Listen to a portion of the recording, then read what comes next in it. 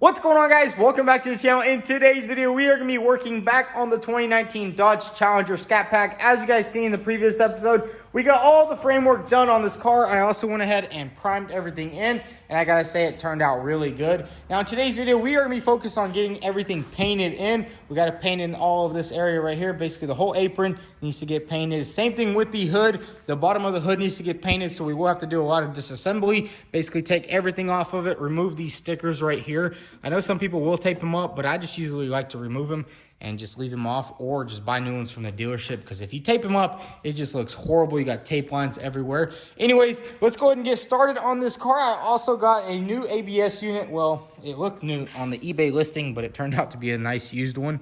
It's a little bit dirty. The eBay listing had like a nice, clean, brand new one, and this is a little dirty, so I don't know if this thing works. We'll be good to go.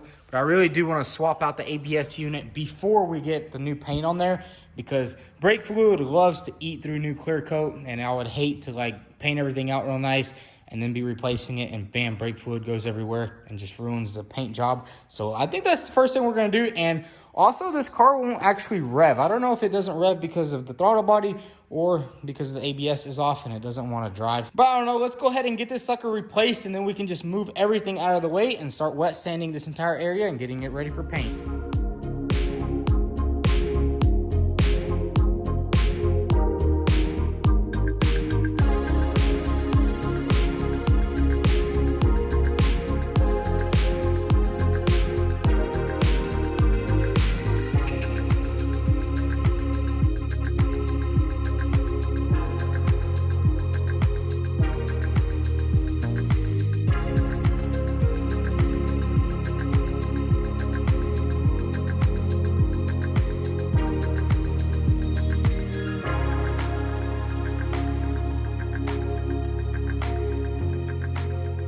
So we got everything nice and stripped down. I was thinking about putting the ABS unit on, but honestly, it's going to be a lot better to just paint everything without the ABS unit on. I went ahead and double bagged each line so nothing leaks out. And then we'll just have to be extremely careful when reassembling this area right here to make sure we don't get a single drop of brake fluid on it, because as you can see, it dropped on that primer and it just started eating it away. That stuff's actually very strong, and it likes to just eat paint away, but that's all good. This area is ready for some sanding. We'll probably have to just sand it up, throw a little bit more primer on there, but it'll be good to go. Now it's time to disassemble this hood right here.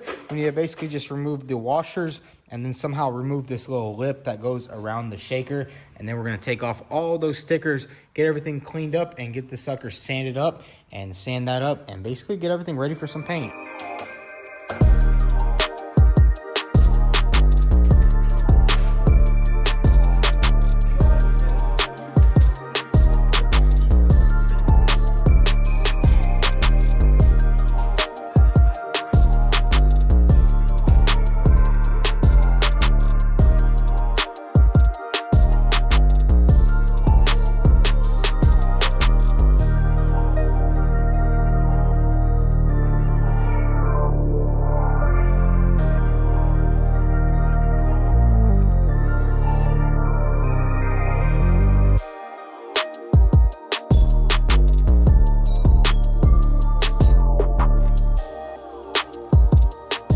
So check it out, we got the entire hood all nice and stripped down. We also just took off these hood pins, got rid of all that glue, especially right here. It was a little tough getting it off, but we got everything off nicely. So once we sand it all down and get it painted, there will be no glue on there. And it's always good to get off that tape before you paint it, because after it's just gonna be a really big pain. But got all that nice and cleaned off. Now it's time to just go ahead and start sanding all of these parts down, sand this entire area. I think we're just gonna blend it in, probably down here somewhere, just blend the paint in perfectly, and it's gonna look perfectly OEM. So let's go ahead and get to sanding.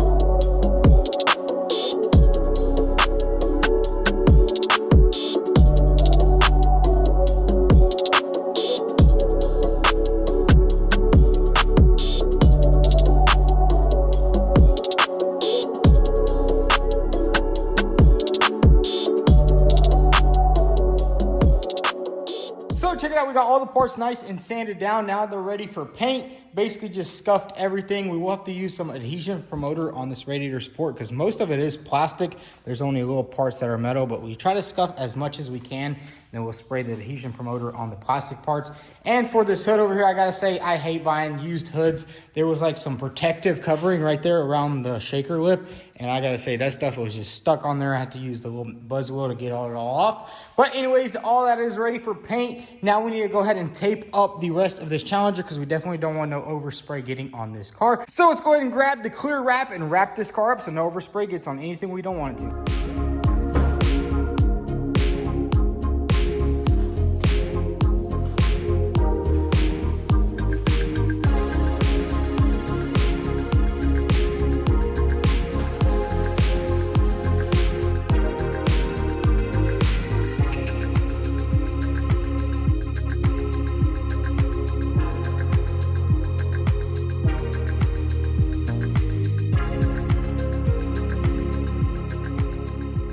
So check it out, we got everything nice and taped up. Now it's time to go ahead and wipe everything down and do the final clean, and then we can start throwing down our paint. So let's go ahead and clean all of these parts super nice. We'll go ahead and wet the floor real nice and get everything painted in.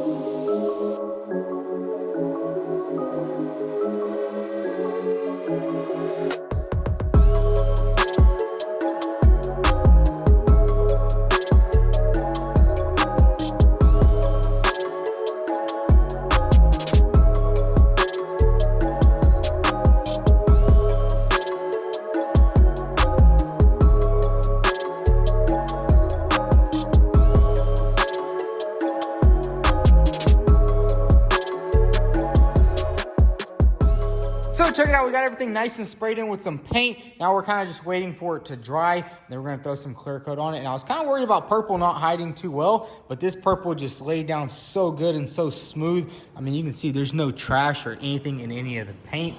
Obviously, it's the clear coat that matters more, but the paint laid down so freaking smooth. I'm actually super happy about that. And on this piece, we did have to throw some adhesion promoter on all of the plastic because, I mean, you can't really scuff all the plastic ins and outs of the radiator support, but it turned out good. Same thing with the hood, got everything sprayed in perfectly. Check that out, dude. That would be sick. Matte purple on the whole car. Who knows, maybe one day we'll do it. But anyways, let's go ahead and mix up some clear coat and get everything sprayed in.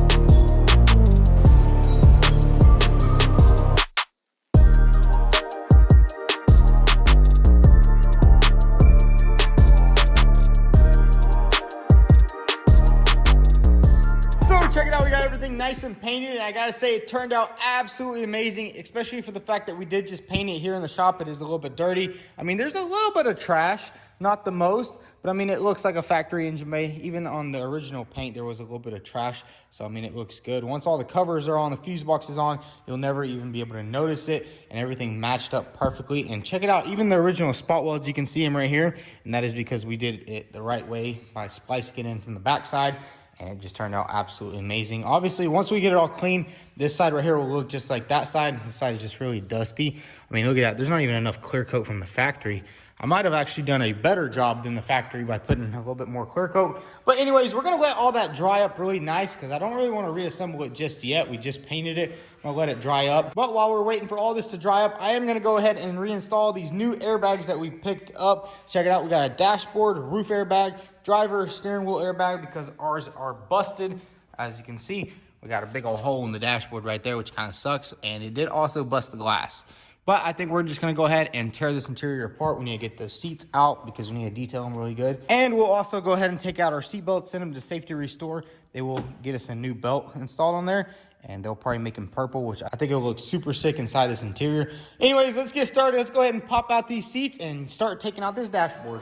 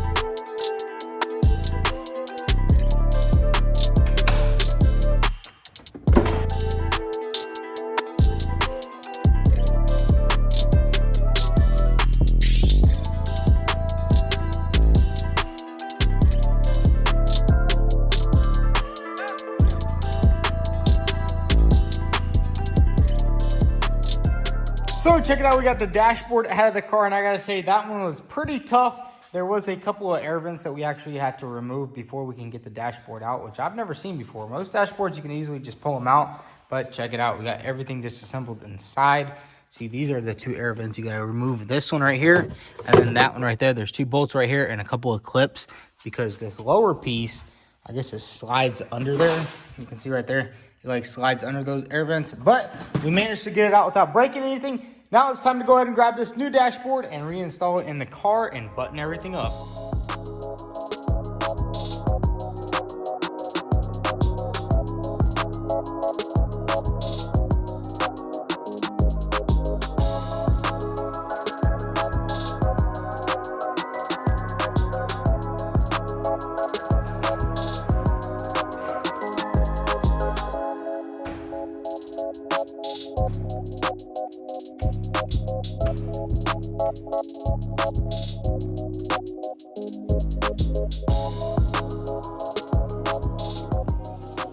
So check it out, we got the dashboard installed, and also I went ahead and threw on the driver airbag. Everything went together nicely, and I'm not gonna put the center console or the seats back together because we are gonna be waiting for a module and the seatbelt buckles to come back from Safety Restore. We're gonna have to ship these suckers out right here. You can see there's a little sensor right here, and these are supposed to be more extended. I guess whenever the seatbelt blows up, this goes down, tightens you up. Anyways, now that all that's good, let's go ahead and work on the front end. I wanna go ahead and start putting most of this stuff back together. Put the ABS pump. I also have a new throttle body to install because you can see this one has a big old crack missing out of it. So let's get straight to work on this front end.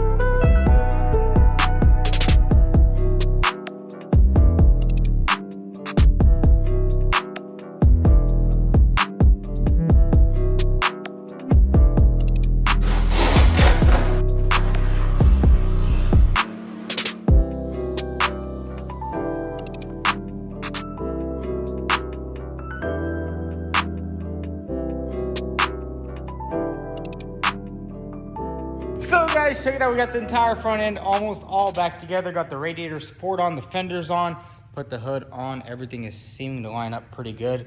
Got the ABS all bolted in, didn't drop no oil on our fresh paint. Everything is looking super nice. Also went ahead and threw on this windshield washer fluid tank.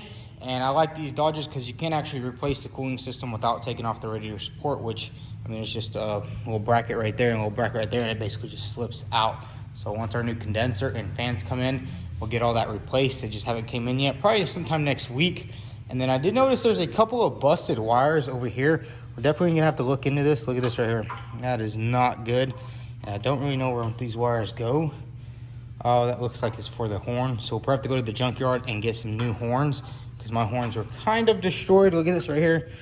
They're not bad, just the brackets are bent. This one is a little bit broken up, so we'll probably get new horns and just basically scour everything we can. I also need to get a new fuse box. I'm not sure if you can actually replace this. I'm not sure how that happens, because I mean, it doesn't really look like this just all in plugs, unless you can like somehow take out all these wires and put it in a new box, because it is a little bit broken right there. That's all good. We'll go to the junkyard, get all new parts. But man, I gotta say, this thing is coming along nicely. Got the dash installed, got this installed. Basically all we're gonna have to do is do a little waiting on the seat belts, and bam, we can take this thing to paint probably in the next couple of days. So we are back at the junkyard. We gotta find a couple more parts for the Challenger. Man, it's a nice early cold morning here. Look at all these cars just stacked. F-150, F-250. Look at this place. You need some parts? You got them. Dodge Rams. Holy moly.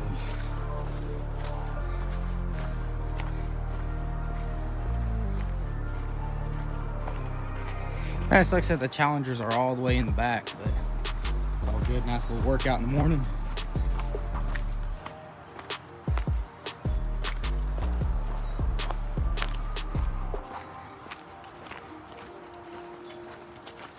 So we're back at the first car that we actually cut the apron off, and check it out. We have two good horns and good wiring. I think we're just gonna go ahead and chop it somewhere down here, because mine was a little bit ripped right here, and then two of the plugs were ripped. So I'm thinking we just chop the entire wiring and take the whole thing, and we can just reinstall it on our car perfectly. So let's go ahead and chop this off. Our nice little junkyard bag. Just gonna go as far as possible. The cool thing about this place, you can just cut wires and everything, because I mean, they already cut mostly everything whenever they take the motors out. They don't really care about wiring. It's always a hit or miss with selling wiring harnesses anyways. Got that off, pop this off. And we're gonna know exactly how it goes back together. I already took some pictures because mine was a little bit destroyed on my car.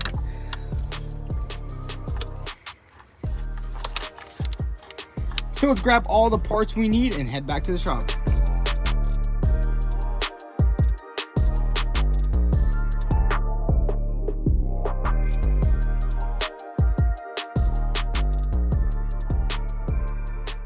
Back from the junkyard, we got all of our parts. We got the horns, fuse box bracket. Also, I just went ahead and bought the entire fuse box, and then this little bracket that goes right here on the side. Just gonna bolt on just like that. But I think what we're gonna do right now is resolder these wires right here. I was thinking about just soldering them up right here and then replacing these plugs, but I think we'll just chop it off right here and just resolder some brand new plugs on there. So let's go ahead and do that. Let's get these horns and this wire all soldered up, and then we can install our fuse box and our throttle body.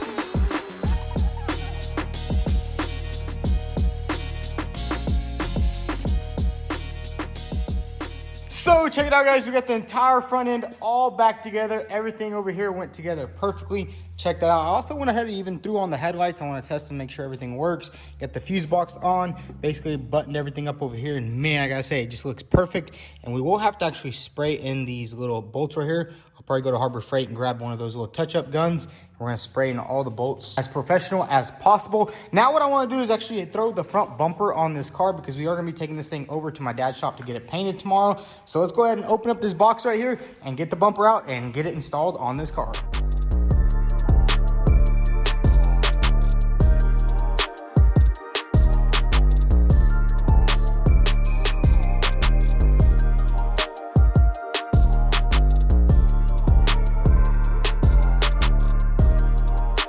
So there it is, guys. It looks absolutely amazing. Well, the bumper doesn't fit up 200% because I kind of just put on the one valance right there. It's obviously going to need all the other valances and then take off those support braces. But I kind of just put it on there for now just to see how it looks. And look at that massive gap. You probably see this on all Challengers that have an aftermarket bumper, but we'll definitely take care of that. Really just need to let it sit in the sun and kind of just work it back into place because this thing was in a box, came all the way from California. But the car looks amazing. I mean, everything underneath just turned out absolutely amazing. Check out the headlights. We got the little vent hole right here for the air box, which is nice. Really, the only thing this thing needs is a nice little paint job, and then obviously put everything else back together, and it'll be good to go. Also, for the interior, we will have to replace the front glass right here and just wait on our seat belts and our module to come back from Safety Restore, which they're going to do an amazing job rebuilding. But man, look at this thing. It looks amazing. I mean, it's a cool looking car. Look at that. The Hellcat bumper really just finishes it off because I mean the original bumper that was on this car is basically a V6 bumper. Every V6 Challenger comes with it. I don't know why they didn't put this bumper on here from the start. But anyways, guys, if y'all enjoyed this video, go ahead and hit that like button. Also follow us on Instagram at vTuned. Thanks for watching.